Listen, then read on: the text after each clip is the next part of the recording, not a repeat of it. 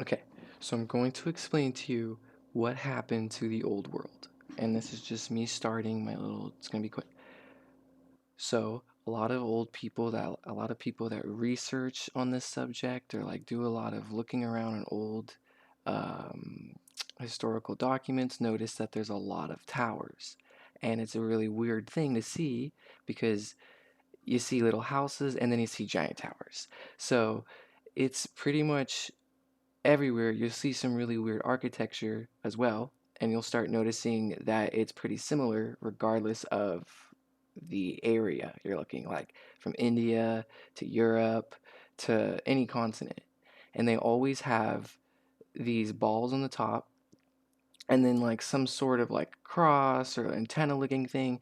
So everybody kind of thinks that they're generating electricity from the atmosphere. And I was kind of on that idea as well for a while. And I just, like everybody else, was trying super hard to find any type of electrical devices or something that could lead to what they're using this stuff for. And you'll always find stuff shining at the top, and it just indicates really weird stuff going on. They're like, they knew something weird was going on with these things. Again, this looks like it's in like Persia, some type of India, I don't know, but being like it's a completely different place, but you'll find the same design. Here in Europe, same design, like spiring towers. Um, and this is like a tarot card, but it's kind of showing that electricity, like lightning, will hit it. So that made me start to think that the balls are just like in case lightning hits the tower. So these things kind of attracted lightning, like lightning rods. So you'll even in Egypt, they have like the obelisks, which people will say they're just giant towers for religious or ceremonial reasons. It's like, yeah, sure. People spent time back then. Even like you go back to Jesus times, uh, BC, you'll see that the architecture was kind of the same. Roofs and everything was really symmetrical. So, um, even in Greece, China. These are buildings from China. And one thing that you'll start to notice is if you go back far enough, buildings that haven't been destroyed or tampered with have bells. So it would like, right here, there's another one with bells. And again, like it really looks like they're trying to like harness electricity from the air, but I connected the pieces to being something a little different. So let me find what I got.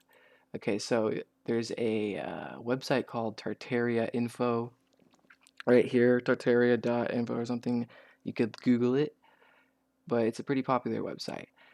He brought up the idea of bells being on all these buildings, and it's a pretty actually makes a lot of sense. Like I was pointing out to my girlfriend that we have a bell tower with no bell in it as we drive by, and we're like in someplace in the West Coast, so it's pretty weird. And everywhere around the world, you'll notice bells are missing, which is really weird. And you'll also notice in cathedral buildings and a lot of old buildings, the architecture, there is symmetry. A lot of symmetry everywhere you like in all those buildings. Like the architectural design in those old buildings was focusing on symmetrical artwork and all this crazy stuff that we don't even know why they would do that. But they did it for the reason of like synchronizing wind and vibration. So the idea is when wind goes through this, it bounces back and forth in a synchronizing way. It agitates slash creates heat energy and spirals goes up. So what made me put this all together was the symmetry patterns. So these buildings grab vibration from the air and create electricity. And you'll notice it like as far back as you go. It doesn't matter. Mega, like big structures, da da da. You'll notice wherever you are in the world, whatever crazy structure, there's symmetry all in that thing. And it's because it creates electricity, and the whole entire building is designed for it to go up, not down. So that's what really started to make me have the idea that these actually were positive ionizers, tower sized positive air ionizers. Bells were put on the side of them to help it with the shaking and vibrations. The synchronizing symmetrical patterns were put as synchronizers. So like it would go perfectly in sync all the way up to the spiral, and they would go to the tip so that the electricity slash energy that got generated would just get pushed off the tip and create positive ions in the air. So this created like areas where you wouldn't get sick and people would um, feel better, like all those benefits that we now know that positive ions give. You could actually buy a positive ionizer or air, whatever you call them. But one thing that you'll learn that they do is they attach an extra electron to oxygen and create an ozone layer. And there's a giant ozone hole above Antarctica.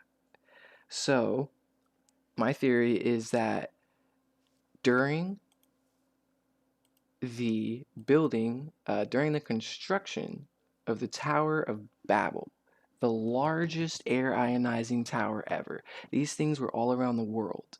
And we all know the story of when somebody tried to build the Tower of Babel. During the construction of the Tower of Babel, it got struck down by God.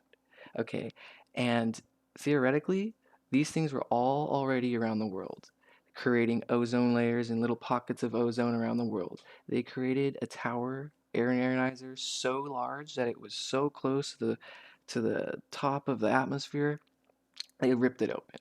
They like an airplane equalizing air pressure in an airplane when a window breaks.